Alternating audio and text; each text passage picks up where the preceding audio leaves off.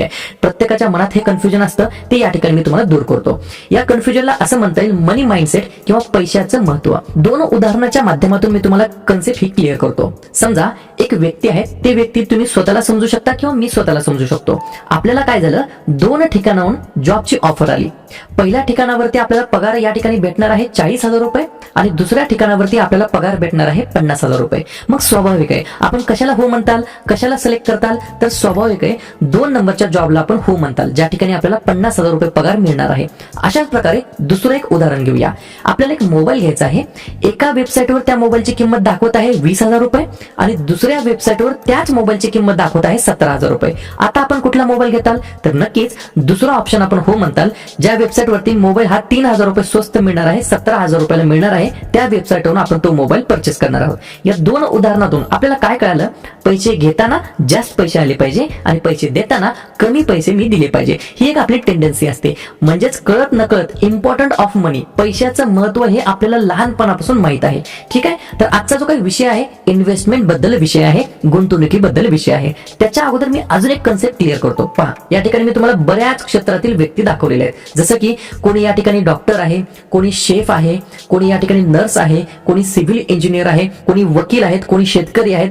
प्रत्येकाचा या ठिकाणी पर्पज काय आहे हे आपण आज क्लिअर करूया. या प्रत्येक क्षेत्रामध्ये काम करणाऱ्या व्यक्तीचा पर्पज काय आहे, तर सगळ्यांचा एकच पर्पज आहे, टू अर्न मनी. म्हणजेच काय, पैसे कमवणे, आपल्या कुटुंबाला खुश ठेवणे, सुखी ठेवणे, हा याच्या मागचा मेन पर्पज आहे. बरेच जण म्हणतात मनी कॅन नॉट बाय हॅपीनेस, परंतु या ठिकाणी माझं एक ओपिनियन आहे. आपल्याला ज्या पण गोष्टीतून खुशी मिळते, ज्या पण गोष्टी केल्याने आपल्याला आनंद मिळतो, त्या प्रत्येक गोष्टीसाठी आपल्याला पैसे लागतात. ही गोष्ट तुम्हाला सुद्धा माहित आहे. जर माहित असेल तर नक्की हो म्हणून मला कमेंट बॉक्स मध्ये सांगू शकता. ठीक आहे, अजून एक या ठिकाणी कन्फ्युजन होतं, मनी इज इक्वल टू वेल्थ. पहा, मनी म्हणजे पैसे आणि वेल्थ याचा या ठिकाणी संबंध नाहीये. जर तुमच्याकडे पैसे असतील तर तुम्ही वेल्दी आहात असं होऊ शकत नाही. म्हणजे ज्याच्याकडे फक्त पैसे आहेत तर तो माणूस वेल्दी आहे असं म्हणता येईल का, तर नक्कीच नाही. वेल्दी मध्ये 3-4 प्रकार असतात, जसं की social wealth, physical wealth, time wealth, financial wealth. याच्यामध्ये सोशल वेल्थ कोणालाही वाटतं समाजामध्ये माझं एक स्टेटस असलं पाहिजे,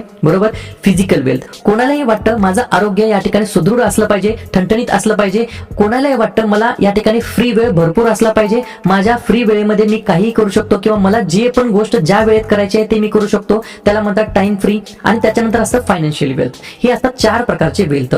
या 4 प्रकारच्या वेल्थला जर आपल्याला अचीव्ह करायचं असेल तर आपल्याकडे भरपूर सारा पैसा पाहिजे आणि तो पैसा कमवण्यासाठी आपल्याला काय करावं लागतं, इन्व्हेस्टमेंट करावं लागते, गुंतवणूक करावं लागतं. बरेच जण गुंतवणूक करतात, कोणालाच हे माहित नसतं की नेमकं ही इन्व्हेस्टमेंट आपण का करायची, कशासाठी करायची. तर मॅक्झिमम लोक जी गुंतवणूक करतात ते गुंतवणूक करण्यामागे एक कारण असतं, गोल असतं. ते गोल कोणकोणते असतात, समजा पहिला गोल असतो हायर एज्युकेशन गोल, की बाबा मला एक हायर एज्युकेशन घ्यायचं आहे, त्याच्यासाठी मी आज गुंतवणूक करत आहोत. तर आपण आपलं एक लग्न होणार आहे, आपल्या घरामध्ये कोणाचं तरी लग्न असतं किंवा आपल्या भविष्यामध्ये आपलं मोठं घर घ्यायचं असतं, मोठी गाडी घ्यायची असते, त्या उद्देशाने आपण गुंतवणूक केली पाहिजे. त्याच्यानंतर कोणाची इच्छा असते बाबा मला रिटायरमेंट प्लॅनिंग करायची आहे, त्याच्यासाठी आपल्याला गुंतवणूक केली पाहिजे. कोणाची इच्छा असते वेल्थ जनरेशन, मला खूप सारी या ठिकाणी संपत्ती कमवायची आहे, जनरेट करायची आहे, त्याच्यासाठी गुंतवणूक करायची आहे. कोणाला या ठिकाणी इमर्जन्सी सिच्युएशन साठी गुंतवणूक करावी लागते. जसं तुम्हाला आत्ताच माहित आहे कोविड आला होता, त्याच्यामध्ये बऱ्याच जणांकडे या ठिकाणी पैसे नव्हते किंवा बऱ्याच जणांना या ठिकाणी या ठिकाणी जे काही आर्थिक जाळं आहे पैशाचं, त्याच्यामध्ये भरपूर जण ट्रॅप झाले होते. याच्या मागचं कारण काय, तर त्यांनी त्यांच्या पैशाचा योग्य ठिकाणी वापर केला नव्हता किंवा ज्या त्यावेळी त्यांनी पैशाची या ठिकाणी गुंतवणूक केली नव्हती, त्यांच्यामुळे त्यांना या ठिकाणी हा प्रॉब्लेम आलेला होता. त्याच्यानंतर गुंतवणूक काय केली पाहिजे, तर एक बाबा चांगलं आयुष्य जगण्यासाठी आपण गुंतवणूक करतो. आणि अजून एक महत्त्वाचं पॅरामीटर असतं, टू बीट इन्फ्लेशन. जे काही महागाई आहे त्या महागाईला तोंड देण्यासाठी, त्या महागाईपासून वाचण्यासाठी आपल्याला गुंतवणूक केली पाहिजे. इन्फ्लेशन हा स्वतःमध्ये खूप मोठा शब्द आहे. इन्फ्लेशन म्हणजे काय, हा जो काही समजा 10 रुपयाचा बिस्किट पुडा होता तो आज तेवढ्यालाच आहे, 10च रुपयाला आहे, परंतु त्याच्यातील जी काही बिस्किटांची क्वांटिटी आहे ती या ठिकाणी कमी झालेली आहे. त्याच्यानंतर समजा विम बारचं उदाहरण घेतलं तर तो 10 रुपयालाच विम बार आहे, परंतु 140 ग्रामचा तो आता 125 ग्राम झाला आहे. मॅगीचं पॅकेट 10 रुपयाला होतं, आता हे 10च रुपयाला आहे, परंतु 95 ग्रॅम जी काही क्वांटिटी असलेली मॅगी आहे ती 70 ग्राम आहे.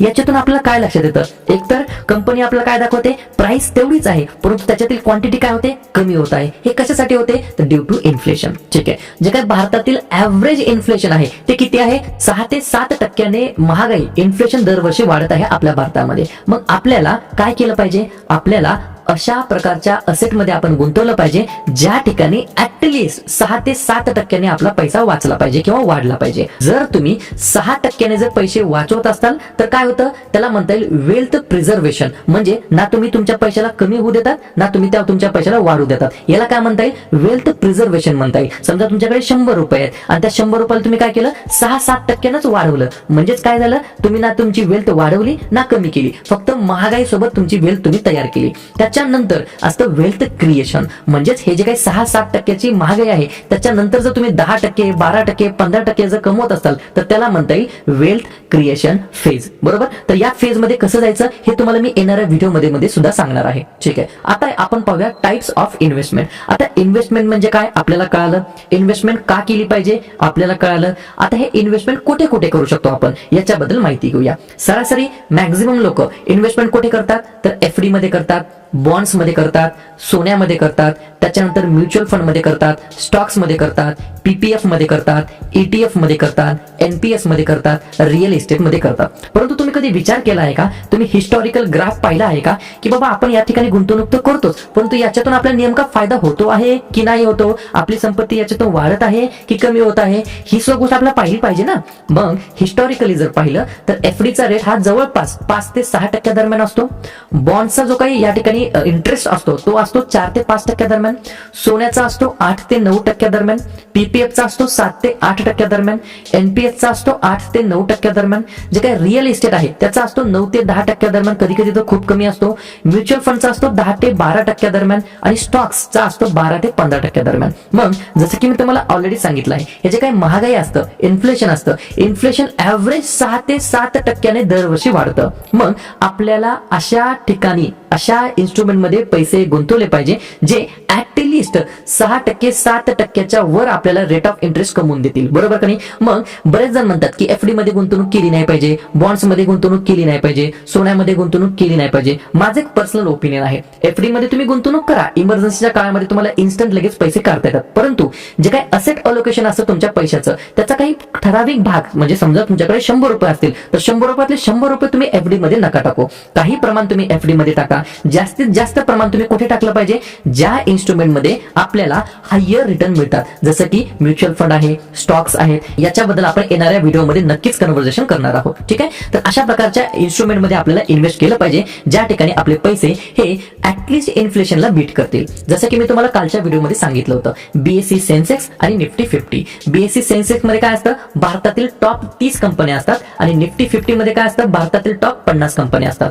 जर तुम्ही या ठिकाणी ऑब्झर्व केलं, गुगलला जर सर्च केलं तुम्ही बीएससी सेन्सेक्स, तर जेव्हापासून बीएससी सेन्सेक्स निर्माण झाला ते आतापर्यंत टोटल 12,902% रिटर्न दिलेले आहेत. गुगलच्या चार्ट नुसार पाहिलं तर 561 ही बिगिनिंग व्हॅल्यू होती आणि आताची लेटेस्ट पाहिली तर 16 एप्रिल 2024 ची व्हॅल्यू आहे 72,943. याला या ठिकाणी 500 पासून 72,000 पर्यंत यायला किती वेळ लागला तर 38 वर्ष लागले. आणि जर आपण याचा सीएजीआर मध्ये कन्वर्ट केलं, रिटर्न काढले तर सरासरी ऍव्हरेज 13.67% आपले जे काही भारतातील टॉप 30 कंपन्या आहेत या ठिकाणी कंटिन्युअसली इन्क्रीज होत आलेले आहेत. मग एक सोपं उदाहरण घ्यायचं म्हटलं, जर तुम्ही या ठिकाणी फक्त 10,000 जर गुंतवणूक केली असते जेव्हा बीएससी सेन्सेक्स सुरू झाला तर त्याचे पैसे आज 13 लाख रुपये झाले असते आणि एखाद्याने समजा 1 लाख रुपये गुंतवणूक केली असते तर ते आज जवळपास 1.25 कोटीच्या वरती अमाऊंट झाली असती. निफ्टी 50 मध्ये पाहिलं तर टॉप 50 कंपन्या असतात, त्या टॉप 50 कंपन्यांमध्ये जर आपण सुरुवातीच्या फक्त 10 कंपन्या घेतल्या, याचा आपण तुम्हाला मी लाईव्ह एक्झाम्पल लगेच देतो. हे जे काही सुरुवातीचे 10 जे काही कंपन्या आहेत याचे सरासरी मागच्या 5 वर्षामधील रिटर्न किती आहेत याच्यावरून तुम्हाला लगेच लक्षात येईल. जसं की पहिली कंपनी आहे एचडीएफसी बँक. एचडीएफसी बँकने मागच्या 5 वर्षामध्ये 32% रिटर्न दिलेला आहे. परंतु या ठिकाणी एक ग्लिच आहे, एचडीएफसी आणि एचडीएफसी बँक या दोघांचं या ठिकाणी मर्जर झालेलं आहे, त्याच्यामुळे रिटर्न मध्ये थोडीशी तफावत या ठिकाणी आपल्याला दिसून येते. त्याच्यानंतर दुसरी कंपनी आहे रिलायन्स इंडस्ट्रीज. रिलायन्स इंडस्ट्रीजने मागच्या 5 वर्षामध्ये 112% रिटर्न दिला आहे, म्हणजेच जवळपास या ठिकाणी कॅल्क्युलेट केला आपण तर 20% जास्त रिटर्न दिलेला आहे पर इयर म्हणतोय मी. त्याच्यानंतर 3 नंबरला कंपनी आहे आयसीआयसीआय बँक. आयसीआयसीआय बँकेने मागच्या 5 वर्षामध्ये 162% रिटर्न दिला आहे. त्याच्यानंतर इन्फोसिसने मागच्या 5 वर्षामध्ये 91%. त्याच्यानंतर टीसीएसने मागच्या 5 वर्षात 73%. त्याच्यानंतर एल&टी ने मागच्या 5 वर्षात 161% रिटर्न. याच्यानं आपल्याला काय लक्षात येतं शेअर मार्केटमध्ये गुंतवणूक करणं हे चांगलं आहे, परंतु कधी जेव्हा तुम्ही लॉंग टर्म साठी गुंतवणूक करता, कमीत कमी 5 वर्ष, 10 वर्ष, 15 वर्ष, 20 वर्ष एवढे वर्ष तुम्ही जेव्हा गुंतवणूक करता, तेव्हा जे काही रिस्क आहे तुमचे पैसे कमी होण्याची ती अत्यंत या ठिकाणी झिरो होते असं म्हटलं तरी काही चुकणार नाही. ठीक आहे, तर आजच्या व्हिडिओमध्ये आपण काय पाहिलं, इन्व्हेस्टमेंट गुंतवणूक का करायची तुम्हाला गोष्ट लक्षात आली असेल, गुंतवणूक कुठे करायची असते हे सुद्धा तुम्हाला लक्षात आलं असेल, आणि दोन गोष्टीतला डिफरन्स लक्षात आला असेल. वेल्थ प्रिझर्वेशन म्हणजे काय आणि वेल्थ क्रिएशन म्हणजे काय, हे जे काही आपल्यापाशी असलेले 100 रुपये आहेत त्या 100चे 105 रुपये करणे, 105चे 110 रुपये करणे, 110चे 150 रुपये करणे, हे झालं वेल्थ क्रिएशन. म्हणजे या सर्व गोष्टी कशा करायच्या, कशा इम्प्लिमेंट करायचं हे मी तुम्हाला येणाऱ्या व्हिडिओमध्ये